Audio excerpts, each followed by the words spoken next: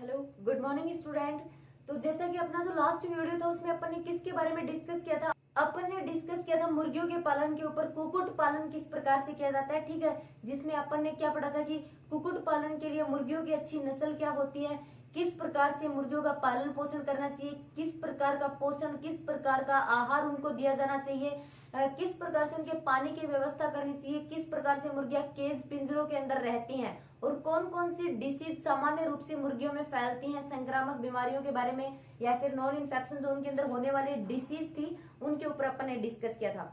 Okay, अपना जो ये लेसन है ना, इस लेसन के अंदर मैन जो अपन फोकस किस चीज के ऊपर किया गया है, प्राणियों के कल्चर के ऊपर। जो अपन जीव जंतु पालते हैं उन्हीं के ऊपर मैन फोकस किया गया है कि किस प्रकार से उनका कल्चर करना चाहिए, किस प्रकार से उनका संवर्धन करना चाहिए, किस प्रकार से अपन उनके द्वारा मतलब उनका संवर्धन की नई नई तकनीकें अपनाकर जो वैज्ञानिकों के द्वारा सुझाई जाती हैं उनसे अपन अच्छा लाभ, आर्थिक लाभ प्राप्त कर सकते हैं। इकोनॉमिक इंपोर्टेंस में किस प्रकार से ये जो पालतू जानवर या फिर जो प्राणी होते हैं ये अपना महत्वपूर्ण योगदान दे सकते हैं, इन सब चीजों के बारे में अपन इस लेसन के अंदर डिस्कस कर रहे हैं। ठीक है, जिसमें फर्स्ट जो अपना टॉपिक था उसमें अपन ने डिस्कस किया था कुक्कुट पालन के ऊपर, मुर्गियों का जो पालन होता है उसके ऊपर। आज अपन डिस्कस करेंगे किस चीज के ऊपर, मत्स्य पालन के ऊपर। ठीक है, मछलियों का कल्चर किस प्रकार से किया जाता है, फिश कल्चर किस प्रकार से किया जाता है। नेक्स्ट जो अपना वीडियो होगा उसमें अपन डिस्कस करेंगे कि जो रेशम कीट या फिर जो मधुमक्खी पालन है वो किस प्रकार से किया जाता है। ये 4-5 जो टॉपिक है वो अपने इंपॉर्टेंट इस लेसन में दे रखे हैं। अब यहाँ पर अगर अपन एग्जाम में आने वाले पॉइंट्स की बात करें तो स्टूडेंट जो मेन पॉइंट है वो कौन से होंगे, जैसे कि इस प्रकार के 1 या फिर 2 नंबर के क्वेश्चन हमसे पूछेंगे कि मुर्गियों की अच्छी जातियां कौन सी होती हैं जिनका अपन कल्चर कर सकते हैं, संवर्धन कर सकते हैं, अच्छा लाभ प्राप्त कर सकते हैं। उसी प्रकार आपसे पूछ सकते हैं कि फिश जो होती है, मछलियां जो होती हैं, उनकी उत्तम जातियों के नाम लिखिए जिनका कल्चर करके अपने को अच्छा आर्थिक लाभ मिल सकता है। मधुमक्खियों के बारे में भी इस प्रकार का क्वेश्चन पूछ सकते हैं, रेशम कीट के बारे में भी इस प्रकार का क्वेश्चन पूछ सकते हैं। मेन जो पॉइंट है वो यही है।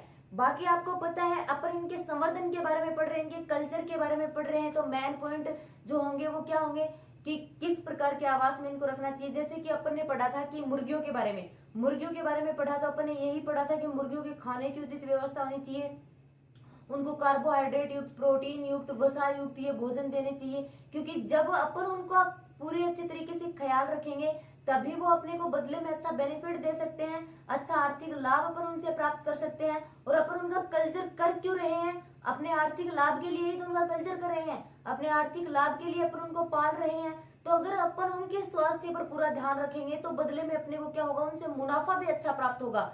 और पूरे के पूरे लेसन में यही तकनीकें वैज्ञानिकों के द्वारा बताई गई हैं कि किस प्रकार से आप उनका संवर्धन कर सकते हैं और किस प्रकार से अच्छा लाभ प्राप्त कर सकते हैं। पहले के टाइम में क्या होता था, पहले के टाइम में साइंस इतनी प्रोग्रेस पर नहीं थी। ठीक है, साइंस इतनी प्रोग्रेस पर नहीं थी तो लोगों को इतनी तकनीकों का भी ज्ञान नहीं था।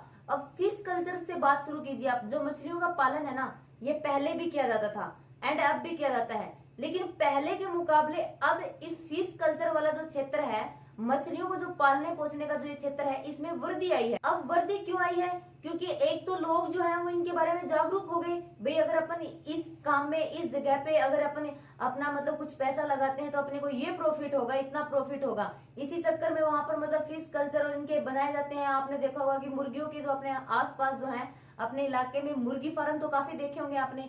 ठीक है, उसी प्रकार फिश का कल्चर भी किया जाता है। एंड ये सारी की सारी चीजें क्या क्या ध्यान में रखकर की जाती है कि एनवायरमेंट किस प्रकार का है, किस प्रकार के माहौल में अपन रहते हैं, जिस प्राणी का अपन कल्चर कर रहे हैं उसको किस प्रकार का एनवायरमेंट चाहिए। एनवायरमेंट के अंदर सारी चीजें आ जाती हैं, उसके खाने का, उसके पीने का, उसके वातावरण की कंडीशन, टेम्परेचर वगैरह, वायु जो होती है उसका सब कुछ आ जाता है। ठीक है, ये सारी की सारी चीजें ध्यान रखी जाती है। उसी को ध्यान में रखते हुए अलग अलग इलाकों में अलग अलग इस प्रकार के प्राणियों को पाला जाता है, मतलब उनसे अपना अच्छा आर्थिक लाभ प्राप्त किया जाता है। अब जैसे जैसे विज्ञान ने तरक्की की वैसे वैसे लोग जागरूक हुए। वैज्ञानिक जो थे उन्होंने बताया, रिसर्च की इन चीजों के ऊपर। अगर अपन मतलब इन सब चीज, जैसा कि अपन जानते हैं अलग अलग जीवों की अलग अलग जातियां होती हैं, मुर्गियों की भी अलग अलग जातियां होती है, अपन ने पढ़ा था ना। जो अंडे देने वाली जातियां ज्यादा अच्छी कौन सी होती हैं, और जिनसे मांस प्राप्त होता है वो कौन सी अपनी मुर्गियां होती हैं, ये सब अपन ने पढ़ के आए हैं। उसी प्रकार से फिश मछलियों के अंदर भी होता है, क्योंकि कुछ मछलियां जो होती हैं उनको स्वच्छ जल में कल्चर किया जा सकता है, वो फ्रेश वाटर में रहती हैं। कुछ जो होती है वो समुद्री वातावरण में रहती हैं, तो वहाँ एनवायरमेंट जब उनको अपने अकॉर्डिंग एनवायरमेंट मिलेगा, उसी के अकॉर्डिंग तो अपने को अच्छा बेनिफिट मिलेगा। अगर अपन मतलब मान लीजिए कोई मछली है वो समुद्री जल में रहती है, अगर अपन उसका कल्चर कर रहे हैं फ्रेश वाटर में, स्वच्छ जल में, मीठे पानी में, तो जाहिर सी बात है वो जिंदा ही नहीं रह पाएगी, या फिर अपने को वो लाभ नहीं मिल पाएगा जो स्वच्छ जल में रहने वाली मछली से अपने को प्राप्त हो पाता है। ठीक है, ये सारी की सारी कंडीशन जो होती हैं हर प्राणी के ऊपर लागू होती हैं। उसका हर एक प्राणी का अपना एक वातावरणीय कंडीशन होती है, उस वातावरणीय कंडीशन में वो अपनी परफेक्ट वातावरणीय कंडीशन में अच्छे से अच्छे तरीके से वो ग्रो कर पाता है। ठीक है, अब वैज्ञानिक जो है, वैज्ञानिक इन सब जानवरों के ऊपर रिसर्च करते हैं और रिसर्च करके ये चीज बताते हैं कि भाई अगर आप इस नस्ल की, इस जाति का ये प्राणी, ये जीव अगर कल्चर करते हैं, संवर्धन करते हैं, तो आपको इतना लाभ मिलेगा, ये इस काम के हैं, ये इस काम के हैं। ये सारी की सारी चीजें जब साइंस ने प्रोग्रेस की तभी तो पता चली अपने को। ठीक है, तो अब जैसे जैसे मतलब साइंस प्रोग्रेस कर रहा है वैसे वैसे क्या हो रहा है, पहले के टाइम में क्या होता था, मछलियों को पकड़ने के लिए इतनी ज्यादा मतलब टूल्स नहीं थी, टेक्निक नहीं थी, तो परिश्रम ज्यादा करना पड़ता था और मुनाफा कम प्राप्त होता था। लेकिन जैसे जैसे साइंस ने प्रगति की है, टेक्नोलॉजी नहीं आई है, तो मछलियों को पकड़ने के लिए, फिशेज जो होती है उनको पकड़ने के लिए मेहनत भी ज्यादा नहीं करनी पड़ती, और जातियां जो है, स्पीसीज जो है, उनका ज्ञान हो गया, तो लाभ भी अपने को अच्छा मिल जाता है। ठीक है, ये तो थी नॉर्मल इंट्रोडक्शन, नॉर्मल जानकारी अपनी इस लेसन की। अब आगे अगर अपन इस लेसन के अकॉर्डिंग बात करें तो इसमें क्या दे रखा है, मछलियों का कल्चर दे रखा है या फिर मधुमक्खियों का कल्चर दे रखा है। तो इसमें आपको एक बात तो समझ में आ गई होगी, जितने भी टॉपिक है उनके मतलब पोषण के बारे में बताएंगे आपको। मछलियों का पोषण बताएंगे, मुर्गियों का पोषण बताएंगे, मधुमक्खियों के पोषण के बारे में बताएंगे, भाई इनको ये मिलना चाहिए। जो मधुमक्खियां होती हैं उनके लिए अच्छे फूलों की व्यवस्था होती है, तो वो रस जो एकत्रित करती हैं, मकरंद एकत्रित करती हैं, वो अच्छे से कर पाएंगी। शहद, मधु जो है वो ज्यादा मात्रा में एकत्रित कर पाएंगी। इसी प्रकार मछलियों के बारे में दे रखा है, इनको ये खिलाना चाहिए, इनको ये पिलाना चाहिए। मुर्गियों के बारे में दे रखा है, तो ये नॉर्मल सी बात आपको नोट्स में भी मिल जाएंगी, और ये जो है ये मतलब आप पढ़ोगे तो आपको समझ में भी आ जाएंगी। मेन जो चीज है वो क्या है, कौन कौन सी जातियां हैं, इस प्रकार के छोटे क्वेश्चन पूछेंगे आपसे। ये कोई नहीं पूछेगा मधुमक्खियों किस प्रकार से कल्चर किया जाता है, किस प्रकार से उनका संवर्धन किया जाता है, लेख लिखिए, ऐसा कुछ नहीं है। लास्ट में, बुक के लास्ट में ऐसे निबंधात्मक क्वेश्चन दे रखे हैं, रेशम कीट के पालन पर निबंध लिखिए, मधुमक्खी के पालन पर निबंध लिखिए। इस प्रकार का कोई भी क्वेश्चन आपसे नहीं पूछा जाएगा। आपसे 1 या फिर 2 नंबर के छोटे क्वेश्चन पूछे जाएंगे कि रेशम कीट की कौन सी प्रजाति अच्छी होती है, या फिर भारत में पाली जाने वाली कौन सी प्रजाति होती है, या फिर जो अपन मत्स्य पालन करते हैं इसमें विदेश से जो मछलियों की जो नस्ल होती है वो विदेशी मछलियों की जातियां कौन सी होती हैं। इस प्रकार के क्वेश्चन आपसे पूछे जाएंगे। तो फिलहाल अपन मत्स्य पालन के ऊपर डिस्कस कर रहे हैं, तो मैं इसके जो मेन पॉइंट है वो आपको बता देती हूँ। बाकी इनके संवर्धन आपको पता ही है, मछलियां अगर अपन पाल रहे हैं तो अपने को जल की आवश्यकता होगी, क्योंकि मछलियां जो होती है वो जलीय एनवायरमेंट में रहती हैं, एक्वेटिक एनवायरमेंट में वो रहती हैं। तो जाहिर सी बात अपने को मछलियों को पालने के लिए जल कुंड की व्यवस्था करनी होगी, या फिर प्राकृतिक जो उनका जलीय आवास होता है वहां पर उनका कल्चर करना होगा, वहां पर उनका संवर्धन करना होगा। ठीक है, ये सारे पॉइंट्स दे रखे हैं। अब मत्स्य पालन अपन पढ़ रहे हैं, फिश कल्चर तो आप समझ गए होंगे, मछलियों को पालते हैं। मछलियों को पालते क्यों है, क्योंकि मछलियां जो होती हैं प्रोटीन का उत्तम स्रोत होती है, इनमें कार्बोहाइड्रेट, खनिज, जो विटामिन, वसा होती है, ये सारे के सारे इनमें मिनरल्स पाए जाते हैं, खनिज लवण पाए जाते हैं, विटामिन पाई जाती है, प्रोटीन पाई जाती है। तो अगर अपन बात करें मछलियां जो होती है, मछलियां अपने आप में एक संपूर्ण आहार होती है। ठीक है, और अपने आहार की पूर्ति के लिए किनको पाला जाता है, मछलियों को पाला जाता है। अपनी जो ये मछलियां होती है जल कृषि के अंदर आ जाती हैं। आपसे क्वेश्चन पूछ सकते हैं जल कृषि क्या होती है, तो जल कृषि के अंदर मछलियों को पाला जाता है। मछलियों के अलावा अदर इन्वर्टिब्रेट भी होते हैं, अकशेरुक जीव भी होते हैं, उनको भी पाला जाता है, जैसे मोलस्का, प्रॉन, लोवेसियर, ये सारे के सारे क्या है, ये जलीय जीव ही होते हैं, लोअर कैटेगरी के जीव होते हैं, ये इनको भी पाला जाता है।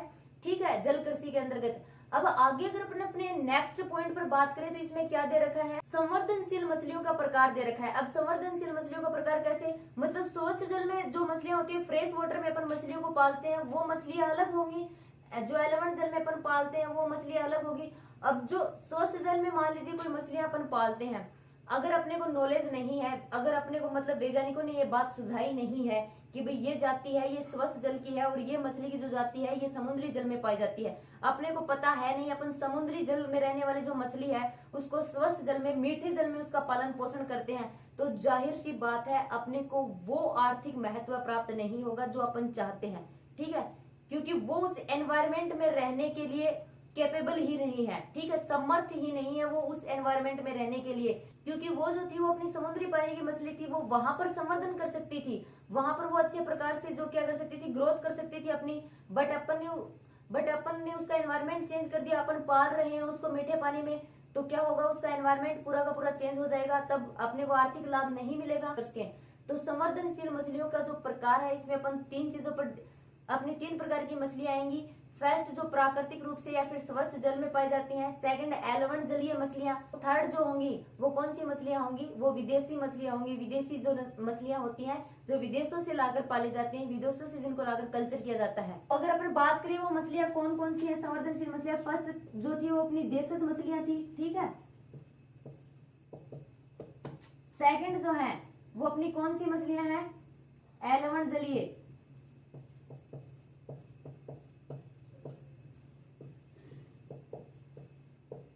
एंड थर्ड है अपनी विदेशी मछली। विदेशी मछली जो होती है, मछलियों की विदेशी जातियां होती है जिनको विदेशों से लाकर पाला जाता है। ठीक है, अगर इनके एग्जाम्पल की बात करें, बहुत इंपॉर्टेंट है ये चीज, क्वेश्चन पूछ सकते हैं। देशज मछली का एग्जाम्पल लिखिए, एलवण जलीय मछली कौन सी होती है उसका एग्जाम्पल लिखिए। तो देशज मछली कौन सी है, मेजर कारप, मेजर कारप। ठीक है, ये देशज या प्राकृतिक मछली होती है जो स्वच्छ जल में पाई जाती है। एलवण जल में पाई जाने वाली मछली के अगर एग्जाम्पल की अपन बात करें तो इसमें आती है चानोस, चानोस एंड मुलेट्स, मुलेट्स। अगर विदेशी मछलियों की जातियों की अपन बात करें, इसमें आती है चीनी कार्प, चीनी कार्प, कुरेशियन कार्प। ये क्या है, ये विदेशी नस्लें होती हैं मछलियों की। अब आगे जो है वो पूरी की पूरी थ्योरी दे रखी है किस प्रकार से अपने को मतलब मछलियों के पालने के लिए कृत्रिम रूप से पानी का कुंड बनाना चाहिए या फिर अपन प्राकृतिक आवास में भी मछलियों को पाल सकते हैं। प्रजनन कुंड जो होते हैं वो बनाए जाते हैं जहां पर उनमें प्रजनन की प्रोसेस होती है। ठीक है, उसके बाद में प्रजनन के तरीके होते हैं या तो कृत्रिम रूप से या फिर प्राकृतिक रूप से। प्राकृतिक रूप से तो उनमें प्रजनन होता है, कृत्रिम रूप से उनमें करवाया जाता है। फिर उनका संवर्धन आता है, उनका संवर्धन, उनका पालन पोषण किया जाता है, उनको फूड, उनको भोजन प्रदान किया जाता है, फिर वो अच्छे तरीके से संवर्धित होती हैं। जब उनका अच्छे तरीके से संवर्धन हो जाता है, कल्चर हो जाता है, तब उनको क्या किया जाता है, उनको मतलब अपने बेनिफिट के लिए अपन उनका संग्रहण करते हैं तो वो भी बहुत अच्छे तरीके से किया जाता है। वहां पर भी पानी की व्यवस्था रखी जाती है, उनके भोजन की व्यवस्था उचित रूप से रखी जाती है ताकि अपने को उनसे अच्छा बेनिफिट प्राप्त हो सके। और जो ये प्रजनन कुंड वगैरह बनाए जाते हैं, फिर संग्रहण के जो कुंड होते हैं, जल कुंड, इनमें क्या होता है, जो मछलियां होती हैं इन मछलियों में परभक्षी मछलियों को दूर रखा जाता है, क्योंकि जो मछली अपन कल्चर कर रहे हैं अगर उन्हीं मछलियों के साथ अपन परभक्षी मछलियों को रखते हैं तो अपन जो कल्चर कर रहे हैं वो उन मछलियों को खा जाएंगे वो परभक्षी। ठीक है, तो इस बात का ध्यान रखा जाता है और जो उनके स्वास्थ्य का भी पूरा ध्यान रखा जाता है ताकि उनमें कोई डिसीज, कोई बीमारी ना आए। अगर आगे कुछ दे रखे हैं मछली पकड़ने की विधियां, जिसमें मछली पकड़ने की कुछ विधियों का सिर्फ नाम ही दे रखा है। और मछली जो होती है, मछलियों को पकड़े जाने की जो प्रोसेस होती है वो क्या कहलाती है, वो मत्स्यन कहलाती है। ठीक है, मछलियों को पकड़ने की प्रोसेस क्या कहलाती है, मत्स्यन। और ये जो मत्स्यन होते हैं या फिर मछली पकड़ने के जो तरीके होते हैं वो अलग अलग तकनीकें होती है, जैसे तली मत्स्यन, बंदी मत्स्यन, फंदा मत्स्यन, जाल बनाए जाते हैं, जाल मत्स्यन की प्रोसेस होती है, विद्युत मत्स्यन। इस प्रकार अलग अलग विधियों के द्वारा क्या किया जाता है, मछलियों को पकड़ा जाता है। ये तो था मत्स्य कल्चर, फिश कल्चर के ऊपर डिस्कस। नेक्स्ट जो अपना वीडियो होगा उसमें अपन डिस्कस करेंगे मधुमक्खी पालन के ऊपर। ठीक है, अपन पढ़ेंगे मधुमक्खियों का पालन किस प्रकार से किया जाता है और छत्ते, जो मधुमक्खियों का जो छत्ता होता है उसमें किस प्रकार की मछलियां, उसमें किस प्रकार की मक्खियां पाई जाती हैं, क्या क्या उनका नाम होता है और किस प्रकार की मधुमक्खियों का क्या क्या वर्क होता है।